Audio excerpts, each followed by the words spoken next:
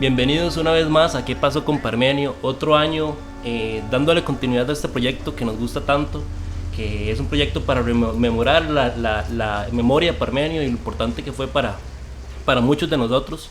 Es un placer de nuevo verlos por aquí y como siempre me acompaña mi hermana Carolina Medina. Gracias Fabi por nuevamente volvernos a juntar en un espacio que nos gusta tanto y que lo hacemos en este año 2025 recordando 7 de julio del 2025, 24 años desde que pues nuestro abuelo no está, pero también Costa Rica perdió una figura que sigue estando en la memoria de todos los ticos, de todas las personas que habitamos este país, de todas esas personas que en algún momento también han dicho, ¿qué estaría diciendo Parmenio? ¿Qué hubiera pasado si estuviera Parmenio? ¿Verdad? Y eso que lo escuchamos y estamos interactuando constantemente, así que hoy mejores acompañados no podemos estar de don Leonardo Perucci, una figura del teatro, de la televisión, de la radio, actor que llegó a nuestro país en los años 70, pero que tiene una historia, una trayectoria en la televisión chilena, en las novelas chilenas, en el teatro cubano, así que vino a Costa Rica a traernos más talento y pues yo le agradezco mucho que nos haya abierto las puertas de su casa para poder conversar este rato sobre Parmenio Medina, pero también sobre usted. No, pues, muchas gracias primero por estar acá ustedes y haberme seleccionado para hablar un poquito de alguien muy importante en mi vida, como lo fue Parmenio. A Parmenio yo lo conocí el año 85. Habíamos comenzado Fantástico en ese año y teníamos una sección para niños, que Fantástico empezaba como a las 10 de la mañana, terminaba a las 6 de la tarde, por lo menos los 3 primeros meses de programa. Ya después quedó solamente el día domingo. Pero lo que se hacía era en el parqueo del canal, que ahora está cerrado, antes era parqueo abierto, se hacían competencias para chicos, de triciclos, de juegos para niños, y eso los hacía Parmenio conmigo. Entonces ahí nos conocimos. Y yo creo que de primera entrada nos caímos bien. Nos caímos bien porque pensamos más o menos igual, tenemos un amplio sentido de lo que tiene que ser la justicia social, lo que tiene que ser la convivencia entre los seres humanos, la paz, en fin, teníamos tantas cosas en común que no fue complicado hacernos amigos, ¿no? Me recuerdo que un día estábamos conversando y le digo yo, pucha, necesitamos un concurso que sea masivo, que no sea muy complicado, pero que participe todo el mundo y que no tenga que invertirse en grandes faramayas de escenografía ni cosas por el estilo. Y en esto de estar bateando para allá y para acá, surgió el famoso billete Tosti. Uh-huh. ¿Te acuerdas del billete de 5 pesos? Que en esa época se lanzaban, el abogado del canal se iba a recorrer Costa Rica y lanzaba billetes por todos lados. Okay. Entonces cada domingo se daba el número del billete que estaba premiado. Y si no llegaba en la semana, se aumentaba el valor del premio. Okay. Entonces, en esa época... Un acumulado. 80,000 pesos, 90,000, 100,000 llegó en un momento dado. Y claro, todo eso era acompañado por las conversaciones que teníamos. Parmenio era un gran admirador de Cuba también. Y recuerdo un hecho que nos remeció muy fuerte y también me hizo ver el temple del que estaba hecho Parmenio. Llegamos una mañana, como todos los domingos, y lo noté un poquito retraído. Entonces le digo, ¿qué te pasa? ¿Pasó algo? Una cosa. Sí. Mataron a mi hermano en Medellín. Es decir, ¿ves? Entonces, pucha, que le maten un hermano a uno duele, ¿no? Duele mucho. Y él estaba afectado, obviamente. Ahí estuvimos conversando, me contó tu hermano, su convivencia con él y todo. Pero fue un momento duro para él. Pero lo superó. Porque Parmenio era un hombre valiente. Quizás demasiado valiente. Tendría que haber sido un poquito más precavido y menos valiente y menos arrojado. Pero ¿qué va? Parmenio es de esos hombres que yo siempre digo es como si estuviera aquí, porque siempre lo tengo en el recuerdo. Lo sentimos, ¿verdad? Y lo siento siempre vivo, ¿no? No solo por lo que hizo, sino que por su personalidad, por su calidad humana, por su manera de pensar, que es muy parecida a la que tengo yo. Entonces nos compenetramos mucho y siempre estuvimos en contacto. Después compartimos, por ejemplo, vueltas ciclísticas, porque él era una enciclopedia de ciclismo, sabía todo. Bueno, como buen colombiano, ¿no? O sea, los colombianos tienen los famosos escarabajos, tienen experiencia en esto de las ciclísticas, y eran los principales animadores en esos años, me acuerdo, de la vuelta, ¿no? Y Parmenio no solo sabía de ciclismo, era un hombre muy culto. Claro, recuerdo una noche en Ciudad Quesada, después de que pasó todo el alboroto de la ciclística, que comenzaba muy temprano en la mañana, teníamos que levantarnos a las 6 de la mañana porque a las 8 arrancaba la vuelta y había que transmitir, ya sea por helicóptero, por los carros en carretera, con entrevistas, con toda la historia, la moto, en fin. Y había un local enfrente del parque de Ciudad Quesada que se llamaba el Tonjibe. Nunca supe qué es Tonjibe, pero bueno, así se llama. Debe ser un nombre indígena o algo por el estilo. Ahora ahí hay una sucursal del banco, donde estaba el local. Y recuerdo que era un grupo grande. Estaba Monjito, estaba Leonel Jiménez, Rodrigo Sánchez, en fin, un grupo bastante nutrido de comentaristas, y Parmenio empezó a hablar de García Márquez.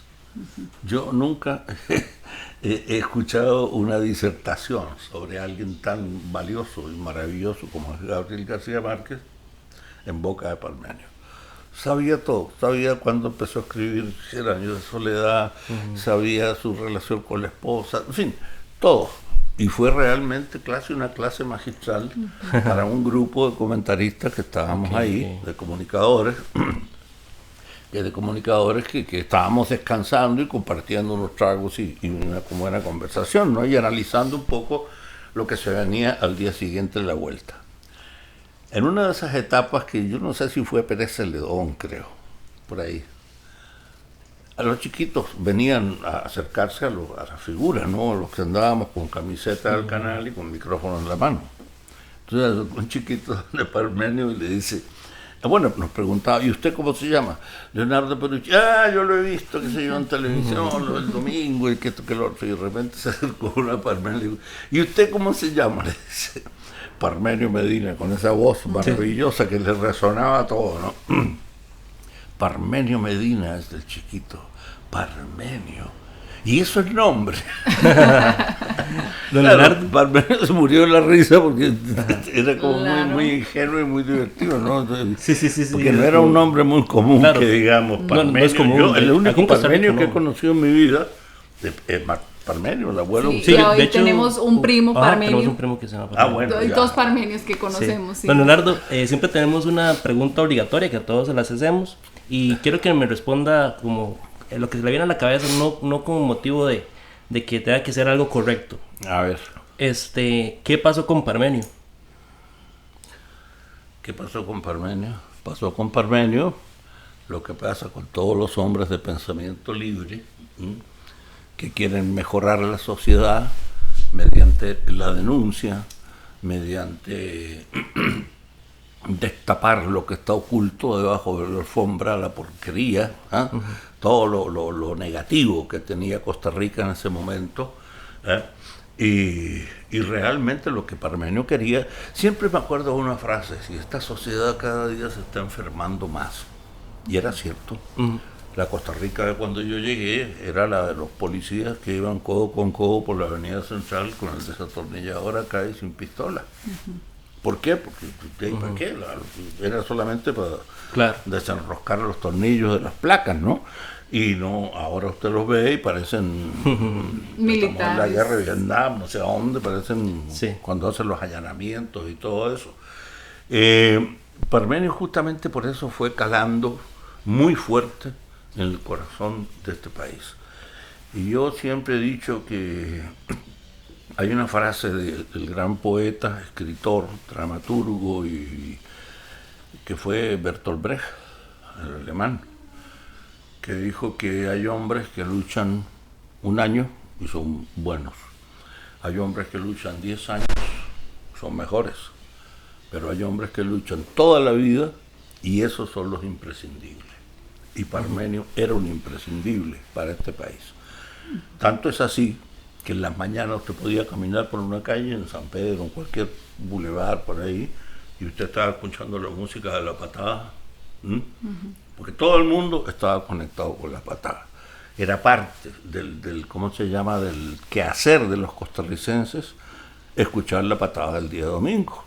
Que los domingos me levanto de dormir, qué sé yo, de apolillar bien dormido. Y además un hombre generoso porque le abrió las puertas a mucha gente que se hizo conocida gracias a Parmenio. Tiene ustedes el ejemplo de Norval Calvo, por ejemplo. Norval era uno de los pilares de La Patada, y mírenlo ahora donde está. Un programa que, cuidado, si no es el número 1 en este momento en la radio de este país. Bueno, todo eso fue gracias a Parmenio. Parmenio es el formador de Norval, de Cochovis, en fin, de todo ese equipo que él logró juntar en torno a esa crítica con humor ácida, pero necesaria. Porque la gente necesita que alguien los remezque y les diga, mirá, está pasando esto. Y Parmenio era eso. Era un hombre que recogió la bandera de lo duro, de las cosas difíciles. Se comió la bronca, pero en serio. Exactamente. Él no se achicaba ante nada. Él no se achicaba ante nada. Y la prueba está que nunca le censuraron el programa, nunca llegó nadie a demandarlo, ni cosas por el estilo, salvo amenazas. Cuando empezó a denunciar lo que estaba Lo que pasando estaba pasando en Radio María. Claro. Entre el cura siniestro y el otro señor. Se estaban enriqueciendo a costillas de la fe del pueblo. Y eso no se podía permitir. Claro. Don Leonardo, Perdón, Parmenio fue la voz de muchos costarricenses que se sintieron interpretados por el pensamiento de él, por las denuncias de él, y no le temblaba el pulso. Yo diría que hay un antes y un después en Costa Rica con la muerte de Parmenio. Recuerdo la última semana, estábamos grabando ahí en lo que él llamaba la huevera de Manley, que era un estudio que quedaba arriba de un bar que queda por ahí por Tibás. Las Vegas. Las Vegas, exactamente. Que de Las Vegas no tiene nada, pero bueno, se llama Las Vegas. No sabemos si lo que se pasa bien. Claro, y grabábamos de noche por aquello del silencio, ¿no? Porque por ahí pasaban muchos buses, muchos camiones, muchas cosas. Claro. Y recuerdo que entraban llamadas telefónicas y en una de esas Parmenio me pasó el teléfono, me dijo, oye, y yo escuché como una letanía las amenazas. ¿Usted estaba en la oficina con él en ese momento? Sí, claro, estábamos grabando y en un momento de ¿Qué descanso estaban tomó el teléfono y Disculpe. me dijo, oye. ¿Qué estaban grabando, Leonardo, en ese momento? ¿Ah? ¿Qué estaban grabando? El golpe de Estado en Chile. Ah, ok. Que lo había hecho en radioteatro. Y la historia del box. Que era otra de las pasiones que él tenía, que yo compartía con él porque a mí me fascinó el box toda la vida. Sí. Y de los grandes campeones, Joe Luis, qué sé yo, César Charles, Joe Walcott, todos los antiguos, digamos, ¿no? Y Parmenio se sabía eso al dedillo, y yo hacía de narrador en ese momento. Y me pasa el teléfono, y empiezo a oír yo una voz, disfrazada por supuesto, pero era una amenaza detrás de la otra.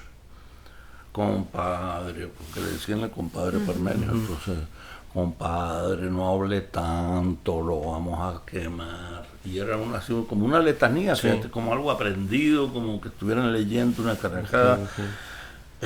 Y eso duraba como media hora. ¿Y usted ahí lo No, me quedé la media hora. De ahí está. Pero no es posible intervenir esta carajada y saber de dónde te están llamando. Como era por medio, ¿no? Sí, que lleguen de ahí. Y lo que sí me extraña, porque siendo un hombre valiente y arrojado. Está bueno el culantro, pero no tanto. O sea, cuando tenés amenazas de muerte, se pueden cumplir. Entonces, lo que me extraña es que nunca se hubiera puesto un chaleco antibalas, que nunca hubiera sido un poquito más precavido, que hubiera andado con un guardaespaldas, por ejemplo, con dos. Yo creo que en esa parte, y no le voy a dar una respuesta porque yo creo que es lo que nos preguntamos todos, pero de pronto él temía por las personas o el gran núcleo que lo rodeaba.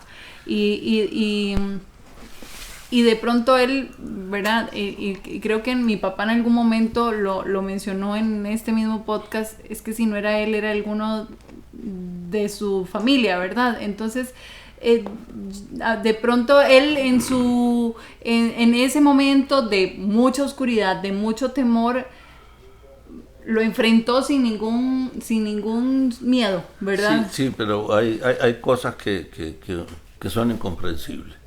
Hace mucho rato ya, ese fue el primer caso de sicariato, además, que hubo acá en el país, y esa gente procede con inteligencia. Seguramente se dieron cuenta que él venía solo, porque venía solo. No sé, posiblemente lo habían seguido muchos sábados para seguido, ver qué pasaba. lo adelantaron y lo estaban esperando. Eso es lo que no entiendo, ¿ah? Porque ahora, en esa época, no se usaban las motos para ajusticiar gente o qué sé yo, meterle unos tiros, ¿no?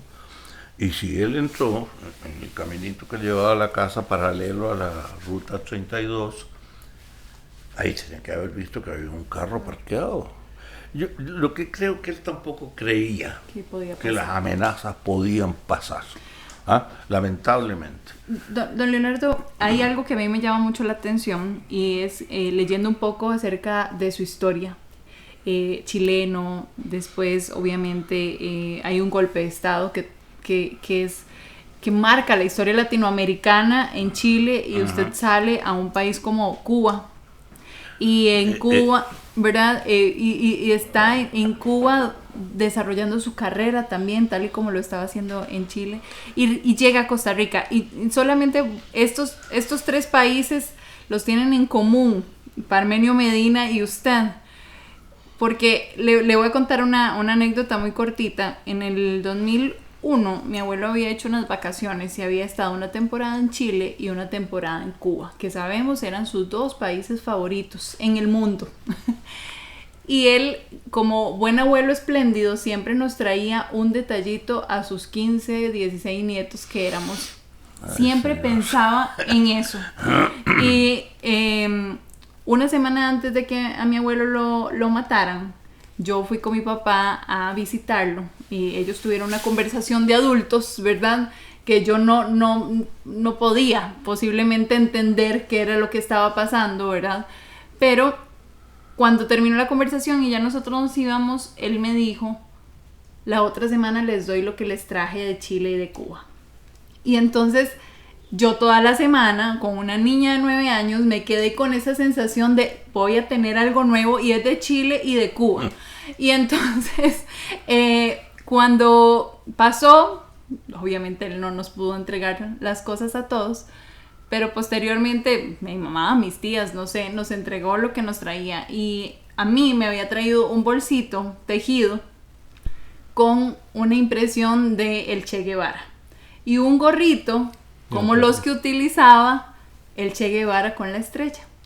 Entonces para mí eso, sí, para mí esos fueron mis tesoros más preciados de mi abuelo. Por mucho tiempo los guardé con mucho cuidado, pero es que para mí significó una apertura de mi mundo, ¿verdad? Significó la apertura de entender por qué era tan importante ese hombre que estaba ahí pintado y por qué esa estrella era tan importante. Y le cuento la historia nada más para que usted también nos ponga un contexto. ¿Por qué Cuba? Mira, ¿por qué Chile y por qué Costa Rica? Para mí el fenómeno social más importante de la historia de América Latina fue el triunfo de la Revolución Cubana. Y lo sigue siendo. Lo sigue siendo a pesar de las apreturas, a pesar de todas las calumnias, a pesar del bloqueo, a pesar de todas las criminalidades que le hacen a Cuba. Yo me acuerdo que para nosotros en Chile era muy importante el comandante Guevara. Recuerdo que seguíamos la trayectoria de él en Bolivia, por ejemplo, porque sabíamos que, y él se comunicaba por radio con Cuba, que en ese momento no era Cuba, era Manila, la capital de Filipinas, no sé por qué, bueno, escogieron eso. Y siempre recuerdo un dato muy interesante. Había un famoso bar gigantesco en Santiago de Chile, en la Alameda, en la calle principal, digamos, que se llamaba El Bosco. Y era el refugio de actores, escritores. Ahí llegábamos todos en la noche a tomarnos un trago y más que nada a conversar. Porque se llamaban mesas que eran, mira, como clases maestras esas. Qué sé yo, los cineastas, los actores, los pintores, todos. Los escritores, ahí era como ver a Jodorowsky, ver escritores, el mismo Neruda, en fin, los mejores escritores chilenos pasaban por ahí en las noches. Y recuerdo que había un director de teatro que fue el que me dirigió en la primera obra cuando yo debuté en Chile, que se llamó Eugenio Guzmán, director de la Universidad de Chile, entre paréntesis, y lo veo firmado en un poste frente, justo al bar llorando. Yo pensé que se le murió a alguien. Digo, ¿qué pasó? ¿Qué pasó? Le digo yo, que te veo que está un poquito mal. Entonces me dice, mataron al Che. O sea, eso para que ustedes se den cuenta lo importante que era para los que teníamos un pensamiento libre en Chile. El Che, todo lo que pasaba en Cuba, sabíamos del Granma, sabíamos cuántos tripulantes tenía el Granma, sabíamos del Moncada, sabíamos de todo, adorábamos a Silvio, que ya empezaba con sus primeras canciones. Entonces para nosotros Cuba no era un país así como puede ser Tailandia o qué sé yo, Vietnam. No era solo una isla. No era una isla. Lo mismo Vietnam, porque estábamos comprometidos en esos años a favor de Vietnam, ¿no? Cuando estaba la guerra de Vietnam era y claro, tuvimos la suerte de tener un presidente como Salvador Allende, que era muy amigo de Fidel, y Fidel estuvo en Chile, y estuvo un mes recorriendo todo el país. Eso, por supuesto, la derecha chilena no lo iba a permitir. Entonces, el gobierno de Salvador Allende fue un gobierno popular, que lo que él aspiraba a hacer era una socialdemocracia un poco como la que existía. Y digo existía porque aquí en Costa Rica la estamos perdiendo cada vez más aceleradamente. Y gracias al señor que está en Zapote, que quiere reventar la caja, quiere reventar todo lo que significan garantías sociales para entregárselos al capital privado. Volviendo al caso de Chile, Allende nacionaliza el cobre, que estaba en manos de compañías norteamericanas. ¿Pero por qué? ¿Por qué tiene que estar en manos de compañías norteamericanas llevándose la riqueza del país? Fue tanto que ni siquiera la derecha pudo negarse a lo que hizo Allende. Pero empezó ya la campaña del terror, que ellos la repitieron hace muy poco en Venezuela, con Chávez, y la están haciendo con Cuba. Empezaron a esconder los productos, había escasez de todo, y claro, echándole la culpa, porque controlaban los medios de comunicación, a la Unidad Popular. Y Allende hace un discurso a las Naciones Unidas, en el que habla de la doctrina de las utilidades excesivas, y dice: a las compañías extranjeras que han operado en Chile durante décadas, llevándose la riqueza de nuestro país, no le vamos a pagar un 5, porque ellos se llevaron utilidades excesivas. Ese ejemplo que estaba diciendo Allende podía cundir en todo el mundo donde los norteamericanos tienen intereses. Pues, por ejemplo, el bombardeo a Irán de ahora, eso es cuento de que eran las bombas atómicas. No, señor, allá hay petróleo. Y eso es lo que andan buscando. Y todo el mundo árabe que está por ahí tienen a Israel como el guardia, la guardia pretoriana de que ninguno de esos países alcance su independencia total. Eso es todo el asunto. Ahora, ¿por qué Cuba? Bueno, aparte de eso, que estamos muy enterados de la historia de Cuba, de la revolución, como les decía, del Moncada, en fin, de todo, y de Fidel, ¿no? Por supuesto. A mí me llegó una invitación, me acuerdo, por mayo del año 73. Ya la cosa en Chile estaba muy complicada porque habían atentados, habían asesinado al comandante en jefe del ejército para provocar justamente que el ejército se levantara y diera un golpe de Estado, y el ejército no se levantó, ¿ah? Pero empezaron a conspirar. A todo esto el gobierno había tenido una victoria importantísima en las urnas, había sacado el 60% de la votación total de los diputados y senadores, entonces no les quedaba otra a la derecha que el golpe de Estado, propiciado por Estados Unidos y por el dueño del Mercurio, un delincuente que se llama Agustín Edwards, o se llamaba porque ya creo que se murió felizmente. Y empezaron a crear todo ese clima de violencia espantosa que había en Chile en ese momento. A mí me llegó una invitación para ir al Festival Mundial de Juventudes que se iba a realizar en la RDA, concretamente.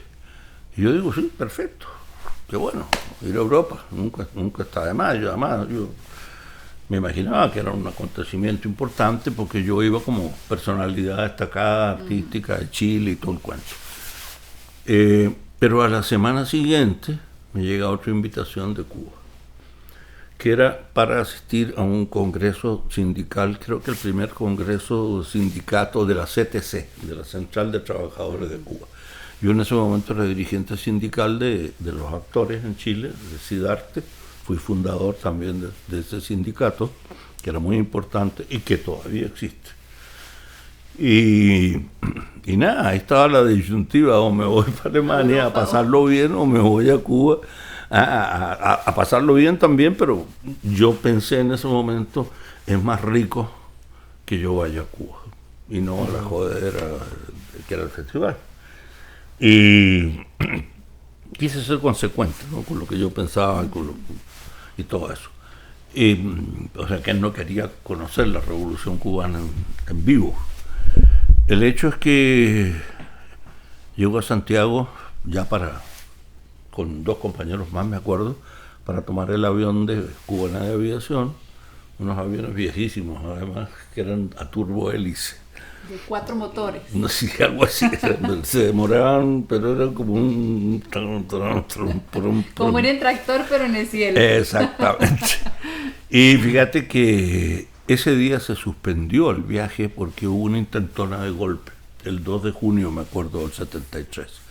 Y yo volví muy frustrado a provincia donde estaba trabajando por el partido de Salvador Allende.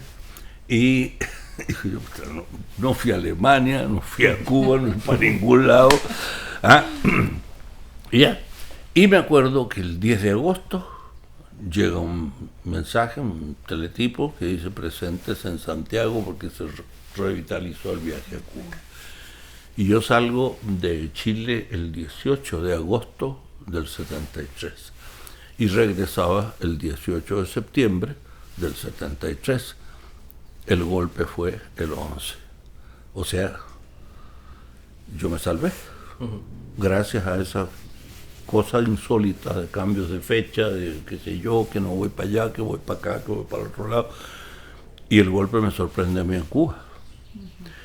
El hecho de estar en Cuba empieza a configurar toda una cosa, para mí, negativa, puesto que estar en Cuba en ese momento para la Junta Fascista chilena era un pecado mortal, ¿no? Por supuesto.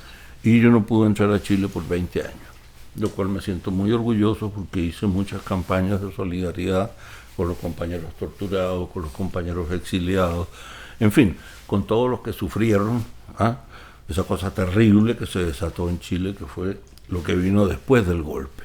Porque el día del golpe bombardearon la Moneda, murió gente y todo lo que quieran, pero lo que vino después fue espantoso. Desaparecidos, torturados, violadas, en fin, el desastre más grande del mundo. Y yo me libré de eso. Digo yo, qué mejor lugar para estar aquí en el vientre materno de la Revolución Cubana, ¿no? El Ministerio de Cultura de Cuba sabía de mi currículum, ¿no?, de lo que yo había hecho en Chile, que yo era actor, y de repente llegó un señor a decirme, te necesitamos en un grupo que estamos haciendo, que es un grupo con una selección de los mejores actores cubanos. Estaba René de la Cruz, Mario Balmaceda, Luis Alberto García, en fin, gente muy valiosa. Y yo me integré a trabajar ahí como cualquier trabajador, ¿no? Claro. Y ahí estuve, viví 5 años. Y después de 5 años dije yo creo que ya es el momento de volver a Chile, ¿no? Pensando ingenuamente que yo podía entrar a Chile. Y en el grupo había un muchacho chiquito, bajito, me acuerdo, Paco Espinosa, que era hijo de una señora, tío de Alejandra Portillo, una actriz que hay acá en Costa Rica y que es presidenta de esta cosa de los derechos de autor y de todo eso. Y un día conversando con él, digo, ¿y para dónde te vas a ir? Mira, le digo, yo había hecho ya un viaje a Canadá, una gira por todo Canadá, con un espectáculo que había montado yo que se llamó Rumbo al Sur, dedicado un poquito al exilio, ¿no? Okay. Con versos de Neruda, fotos panorámicas de Chile, en fin. Un cuento de Antonio Escarmeta que me lo había regalado, que era muy amigo mío, pobrecito también, partió. Y nada, hago ese viaje y a la vuelta de ese viaje, conversando con este amigo Espinosa, me dice, yo soy costarricense, me dice, sí, le digo yo. Yo, voy a serle franco, yo no sabía dónde estaba Costa Rica, si más no, yo sabía que existía Costa Rica, por supuesto. ¿Pero dónde? Pero no sabía si era Honduras para arriba, más para abajo, Panamá más arriba, no tenía muy claro la distribución de los países de América Central. Y yo tenía una oferta para irme a Canadá y otra para irme a España a trabajar. Pero yo no sé por qué dije yo, y este Espinosa me dice, fíjate que en Costa Rica está Alejandro Sivekin, Lucho Barahona, Bélgica Cacho, y empiezan Marcelo Gaete, Sarita Tica, que eran mis hermanos de toda la vida, ¿no? En Chile. Y que se habían escogido a Costa Rica como el país para pasar su exilio. Digo yo, fíjate que voy a pasar por Costa Rica para saludar a toda esta gente, encontrarme con ellos y un poco reencontrarme con Chile, ¿no? Claro. Y llegué aquí. Y ya, qué sé yo, al principio que no venía por 20 días, algo así era mi idea, después Panamá y de ahí Colombia y de ahí para abajo hasta tratar de entrar a Chile como fuera, ¿no? Okay. Y aquí me entero por Joaquín Gutiérrez, que vivía aquí a la vuelta de mi casa, en Sabanilla, que no puedo entrar a Chile porque me mostró un recorte del periódico El Mercurio, que decía que no podían entrar a Chile Quilapayún, Inti Illimani, Marcelo Romo, Nelson Villagra, Leonardo Perucci, no sé qué más. Okay. Bueno. Y dije yo, bueno. Y paralelo a eso conozco a la que es mi mujer todavía, ¿no? A Arabella. Y ya me fui quedando y me quedé. Don Leonardo, usted, bueno, como mi abuelo, ¿verdad? Vienen del sur. Vienen de una forma de hacer periodismo, hacer televisión, hacer todo de forma tal vez inclusive más profesional, mucho más avanzada que aquí en Costa Rica en esa época, ¿verdad? Entonces la pregunta va, y bueno, no es una pregunta, más bien ¿cómo fue la experiencia, ¿verdad? ¿Por qué? Porque digamos, venís a un lugar donde no hay la industria, ¿verdad? No está tan desarrollada y ustedes la desarrollan de una forma muy peculiar, con comedia, con poesía, con nuevas historias. Pero, ¿Cómo fue ese proceso? Te lo voy a explicar. En el año 62 Chile no gana, sino que gana el derecho a hacer el Mundial de Fútbol. Y se hace en Chile el Mundial de Fútbol en el año 62. Que por supuesto Chile fue tercero. Lo más cerca que ha llegado de por ahí. Y ¿quién va a transmitir eso? Porque el país no puede quedarse sin... En Chile no había televisión en ese momento. Había solamente radio. Pero entonces empiezan a llegar televisores, porque se corrió el rumor de que eso se iba a transmitir, pero los que iban a transmitir eran 2 canales que eran de la Universidad Católica y de la Universidad de Chile. O sea, los 2 centros de estudio más importantes del país, que tenían una televisión muy rudimentaria para sus clases, para sus cosas. Y claro, se transmite el Mundial, muy buenas transmisiones, excelente. Y el Mundial termina a lo que termina, al mes y medio ya no hay más fútbol, entonces bueno, ¿y ahora qué hacemos? Y todos con teles. Y todo el país con tele, ¿qué hacemos? Entonces a alguien se le ocurre y dice, bueno, hagamos televisión, sigamos. Claro. Que ya había repetidoras en todo el país y toda la cosa para el mundial. Y empieza. Y ahí soy pionero yo de lo que fueron los primeros teleteatros. La primera novela la hice yo, por ejemplo. Yo el protagonista de Los 10 jóvenes, que se llamaba la novela. Paralelo a eso estaba Don Francisco con Sábado Gigante en el mismo canal, que desde esa época nos conocemos. Entonces la formación nuestra fue una formación de aprendizaje, fundamentalmente, porque no sabíamos ni papa de televisión. La calle, básicamente era un medio nuevo. Sí. Aprendimos que había cámaras, aprendimos que había tiros de cámara, aprendimos lo que era un show, en fin, todo lo fuimos aprendiendo.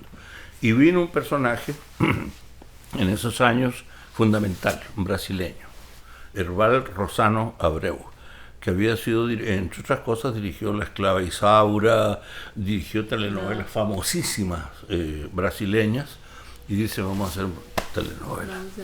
Y la telenovela es un poco, revela la madurez de una televisora. Claro. Por eso que yo siempre he dicho que en Costa Rica todavía no hay una televisión madura, ¿no? Cuando se puede hacer una telenovela, ahí sí que vamos a tener madurez comunicativa. Pareció la pensión. Claro, pero son miniseries, claro, más bien, ¿no? No tiene ningún tipo de comparación. Entonces, fíjate que se desarrolló toda una generación que aprendió en la práctica, con errores, con equivocaciones, pero fuimos aprendiendo. Entonces había show, había de todo. No se podían a todo esto traer programas extranjeros porque no había una ley que lo permitiera, que lo amparara. Había sí algunas pequeñas series norteamericanas, pero muy poquitos, lo cual favoreció que se mirara hacia los cuentos chilenos y universales, hacia los teleteatros de obras grandes de la literatura. Me acuerdo que la primera que hicimos, y también trabajé yo ahí, fue El Zoo de Cristal de Tennessee Williams, adaptada a la televisión. Y eso era todos los lunes. Los miércoles estaba la telenovela histórica, los jueves la antología del cuento, o sea, televisión de verdad, claro, nacional, claro, y cultural, y educativa, además. Entonces, claro, nuestra perspectiva de la televisión era muy diferente a la que puede tener alguien que se haya armado en un país donde no existió nunca la televisión educativa.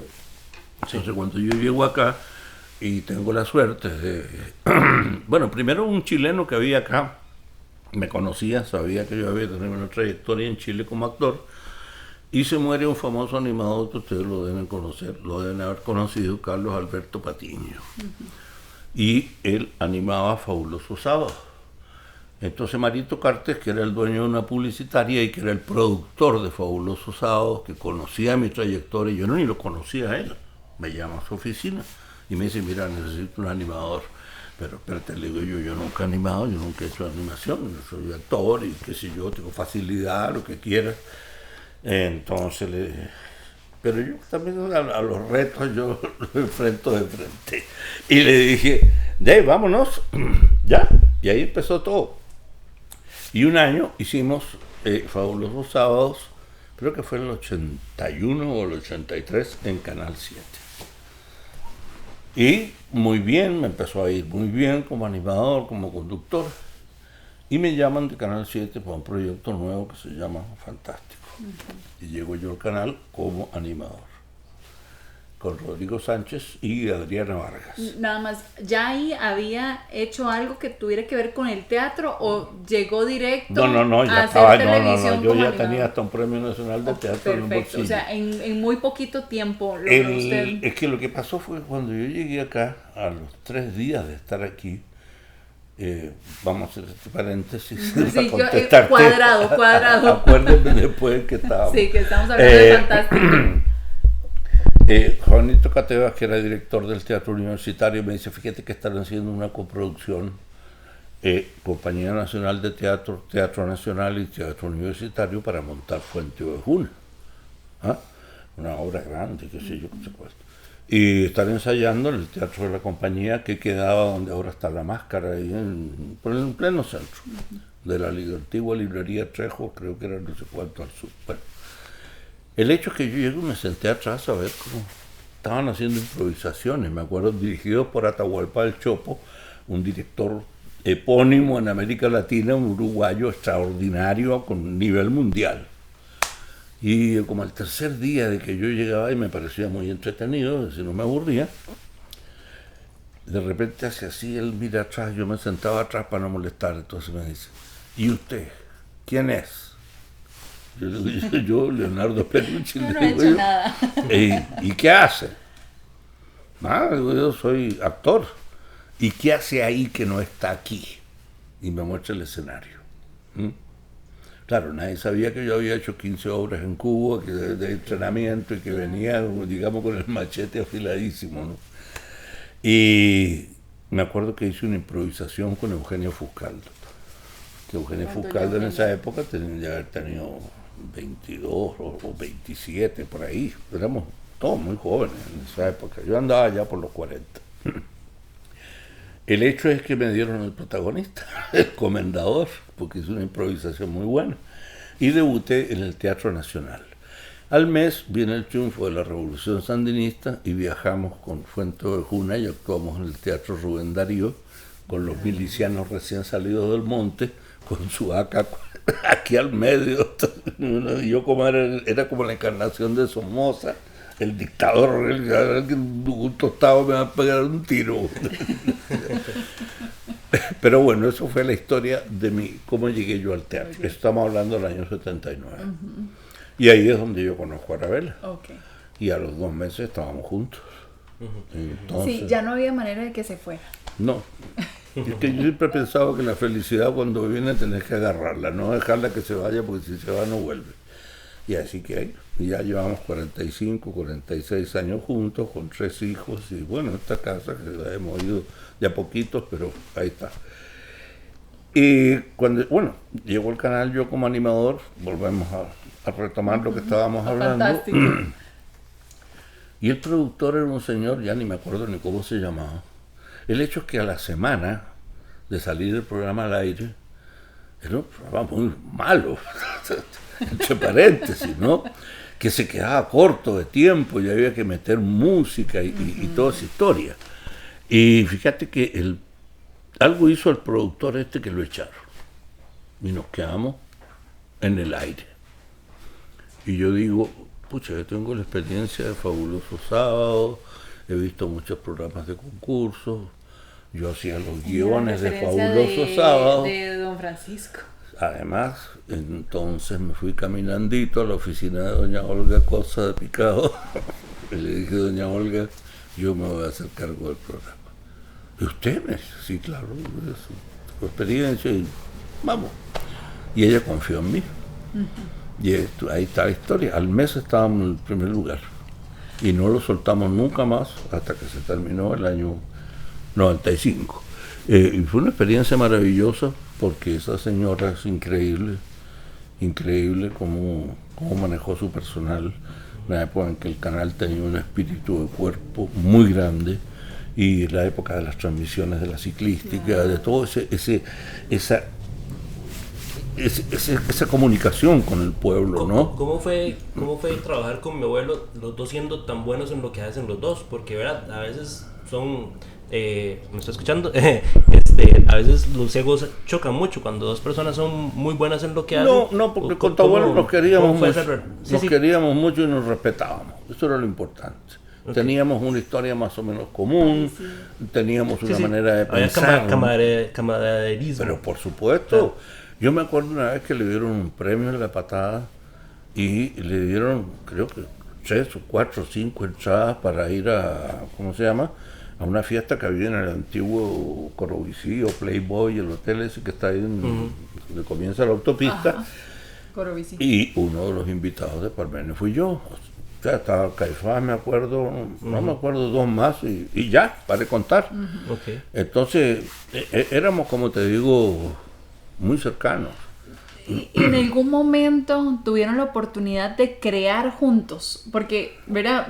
Más allá de participar, de encontrarse en una producción, de que usted estuviera como parte de una producción de él o al revés, que pudieran crear y idear algo, ¿verdad? Bueno, que impactara de alguno de los medios donde ya usted te estaba. conté lo del billete Tosti, Sí, que fue un éxito, es un éxito de locura, y que toda la gente tuvo un nivel de recordación increíble con eso.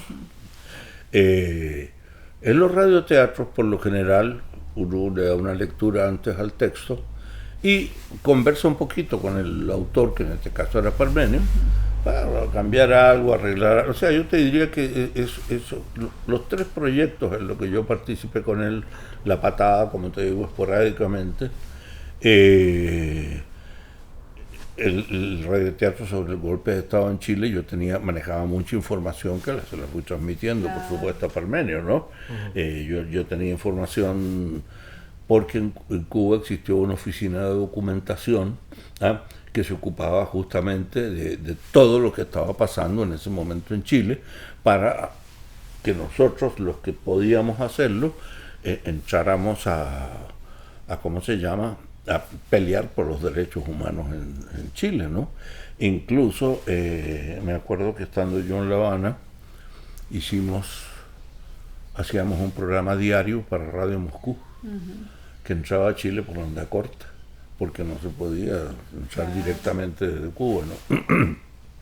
Y era un periodista que era Mario Gómez López, Mireya Latorre, esposa de Augusto Olivares, que murió en La Moneda, director de Televisión Nacional de Chile en ese momento, y yo.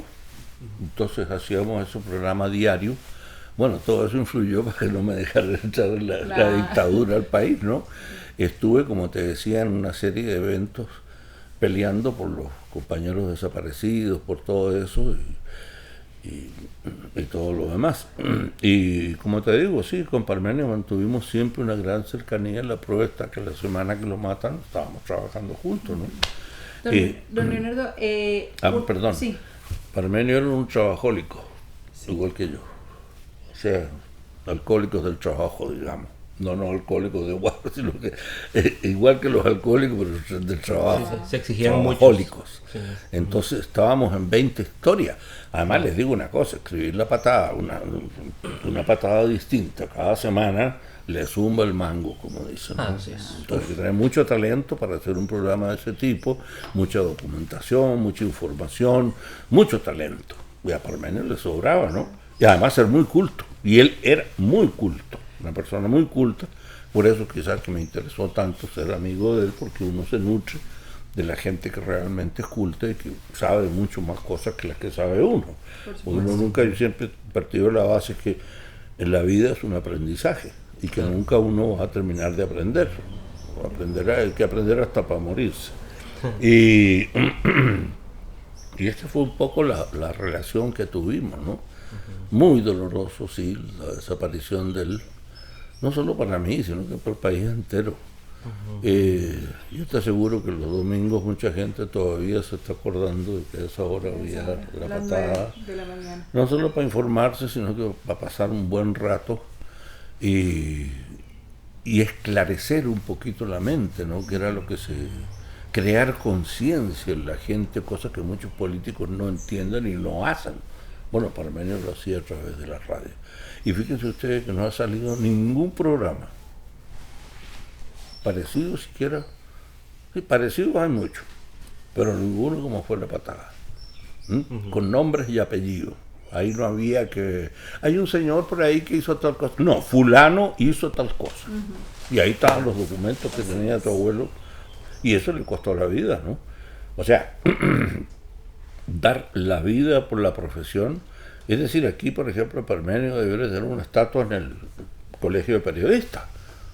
Ojalá. Claro, porque esa es la manera de honrar la memoria de un tipo que no le importó su vida con tal de cumplir su función de periodista comprometido con su pueblo. Y eso es muy importante. El otro día a mí me hicieron un homenaje en la UNA, en la Universidad Nacional. A mí y a mi esposa Arabella Salaverry, que es un premio Magón de Cultura y toda la cosa. Y nos dieron la distinción máxima que otorga la universidad, que es una medalla de oro para las personas que se han distinguido apoyando la cultura de este país. ¿De quién me acordé yo? Ahí de Parmenio. Y yo, bueno, pucha, y conté una historia de mi abuelo cuando llegó de Italia, porque yo soy nieto de inmigrantes, como lo son ustedes. Y mi abuelo tenía la filosofía esa de que siempre había que devolverle al país que lo acogió algo. Parmenio igual, igual. Uno tiene que devolver el cariño, la amistad, los abrazos, el trabajo que le dieron, todo eso, cómo lo recibieron a uno, y trabajar, ponerse las anteojeras de caballo y trabajar como un mulo, pero, y eso dura toda la vida. Claro. Lo que pasa es que ya uno también se cansa, ¿no? Desde el momento que ya nos cansamos por la edad y por tantas cosas. Pero bueno, ahí vamos. Y les digo honestamente, Parmenio para mí es una de las personas más bellas que yo he conocido. Y yo le voy a decir, don Leonardo, que gracias. Creo que gracias por darnos tanto a este país de todo su conocimiento, así como lo hizo mi abuelo. Y en el 2002, un año después de la muerte de Parmenio, se grabó un especial para él, para la radio, y en ese especial usted participó. ¿Ah, sí? Y tenemos un audio que lo hemos escuchado muchas veces, de hecho ya lo habíamos colocado en uno de los podcasts porque dice tantas verdades usted en ese audio y habla sobre José Martí. Sí. En ese audio, que queríamos escucharlo, aprovechar que estamos acá con usted, porque para ir cerrando también un poco ya la conversación y que podamos, después de escucharlo, usted nos diga si hay algo en estos 24 años que ha cambiado, no solamente su percepción, ¿verdad? O qué sigue siendo exactamente igual. Entonces vamos a escucharlo, tal vez présteme el audio para que lo escuche y lo interpretemos después, ¿está bien? Sí, claro. Hola, les habla Leonardo Perucci y es para mí muy grato introducir este material hecho con mucho cariño al cumplirse un año de la partida de Parmenio. Aprovecho esta ocasión, junto con agradecer mi presencia aquí, para hablar con mi viejo amigo. Ay, mi querido Cuco, como ambos compartimos una profunda admiración por José Martí, en más de una oportunidad analizamos el alcance y significado de uno de sus pensamientos más bellos. No importa la muerte cuando se ha hecho bien la obra de la vida. Esta frase tienes que haberla visto y leído en muchos grafitis que adornan las paredes de tu querida Habana. Lo que claro, no podíamos medir en ese instante es que esa frase adquiriría una trágica dimensión y se aplicaría a tu vida de entrega y a la traición de tu muerte. Y cuando hablo de entrega, hablo de tu fortaleza para luchar por los demás y con el más complejo de los oficios, el tratar de iluminar las conciencias oscurecidas y alienadas de grandes sectores de nuestro país con la herramienta sensible del humor. Menudo trabajo el de tu vida, Cuco, y nada fácil, porque el que es honesto molesta al que no lo es. El que es incorruptible molesta al corrupto. Y el que es valiente molesta al cobarde. El que tiene vergüenza molesta al que no la tiene. Y el que vuela como un cóndor despierta la envidia de las ratas. Y entre todos estos fraguaron tu muerte. Y los peores son los que callaron y siguen callando. Hablábamos de la traición que significó tu muerte en manos de unos despreciables sicarios. Y es cierto, traición a un país entero que creía en ti. Traición a nuestros niños, que se educaban con el ejemplo valiente de tu trabajo. ¿Cómo nos hace falta, querido Cuco? Hombres como tú hacen grande a los pueblos y señalan caminos a seguir. Gran tarea nos dejaste. Para que tu muerte no sea en vano, todos tenemos que luchar y librar nuestra pequeña patada. Sí, convertirnos en militantes inclaudicables del batallón antichorizo. Si ganamos esta dura y ruda batalla contra la corrupción, pienso que este será el mejor homenaje a tu recuerdo. Cuando dejamos tus restos en el cálido suelo costarricense, no enterramos a ningún muerto.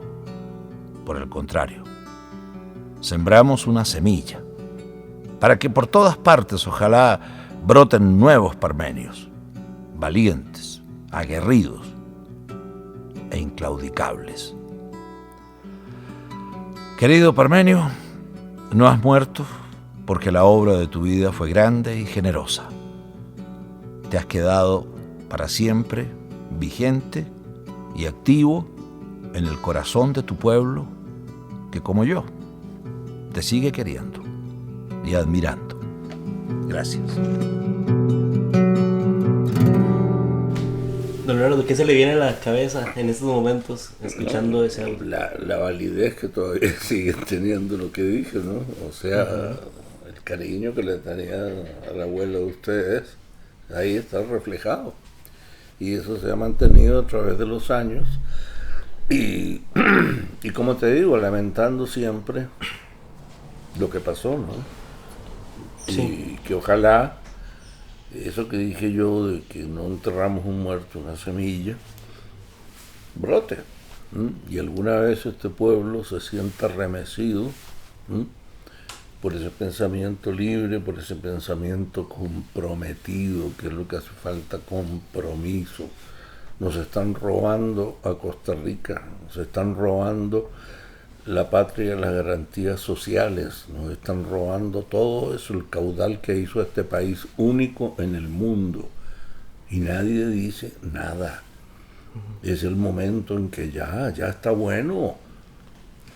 Están reventando la caja costarricense del Seguro Social.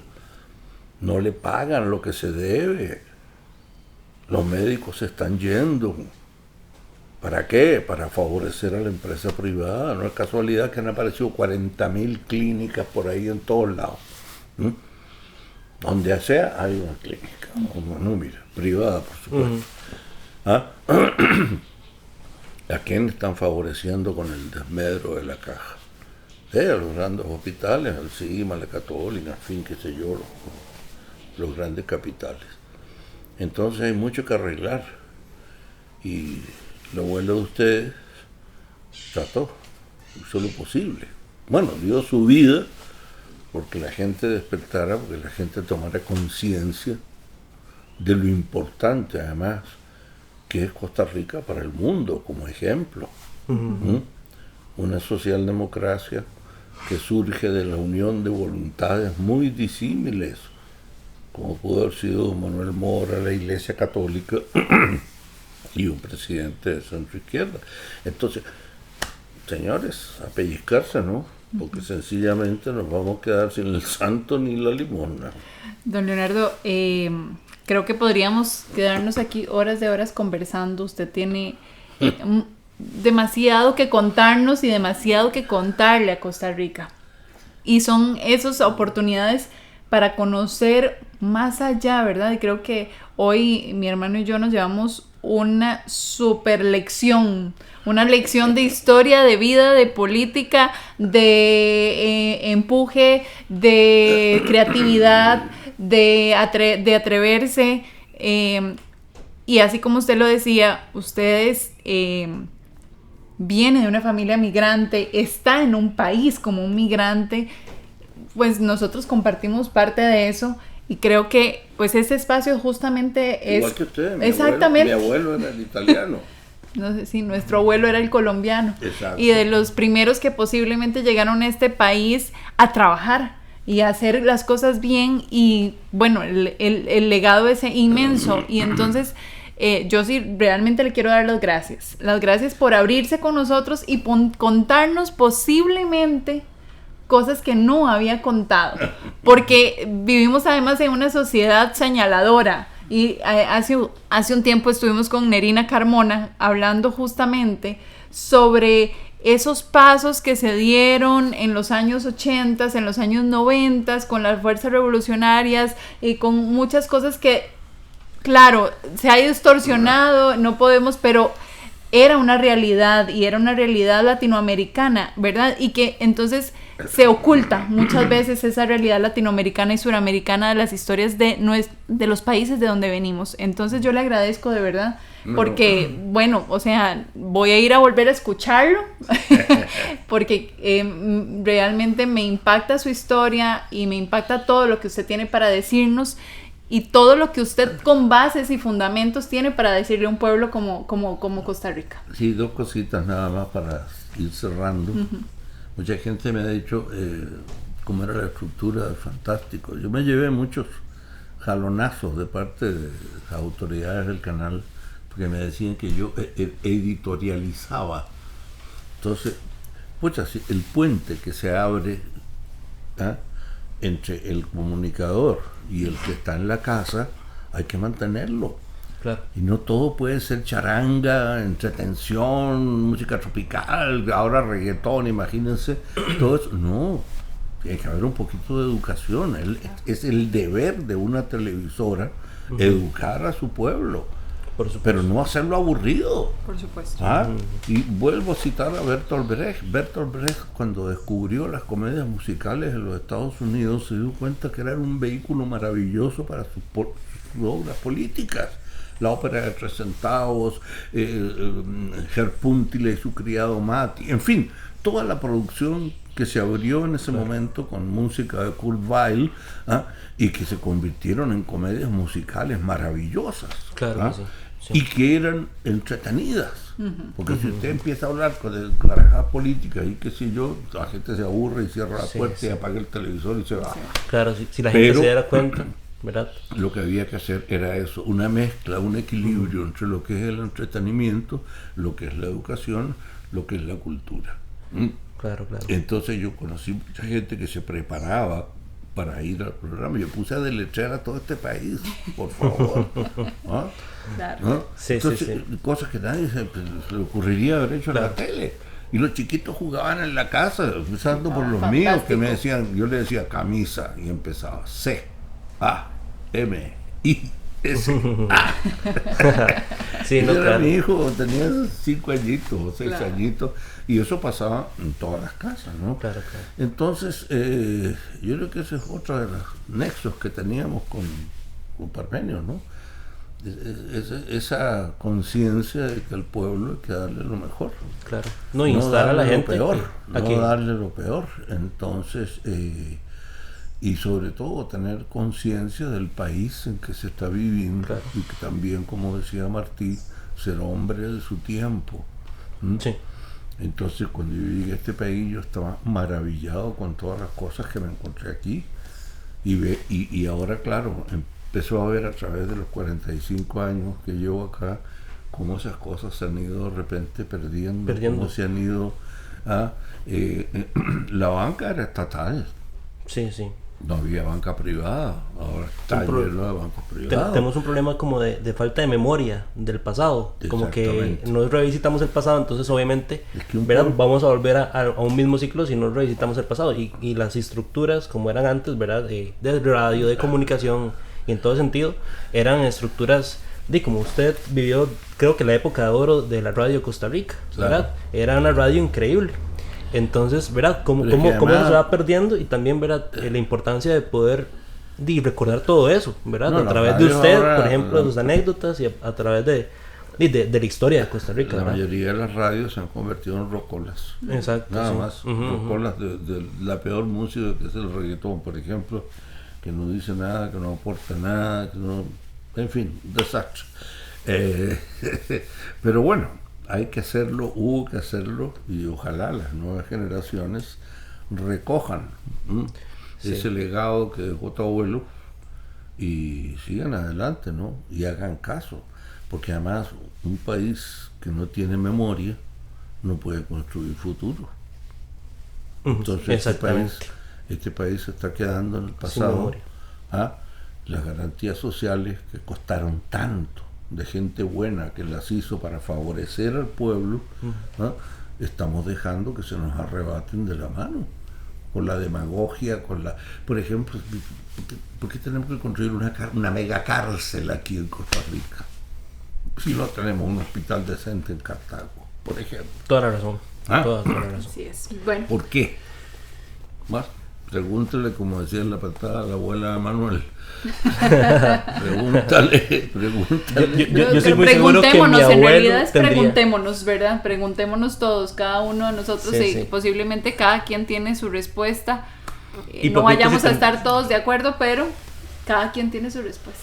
Mi papito tendría una respuesta probablemente muy contundente en lo que está pasando actualmente. Hay algo muy importante que tenía la pata, que era que sembraba inquietudes. Exacto. Y eso era muy importante. Claro, la gente la ponían a buscar, a investigar. No solo decía verdades, sino que les metía en la cabeza si era cierto que fulano se robó tal cosa.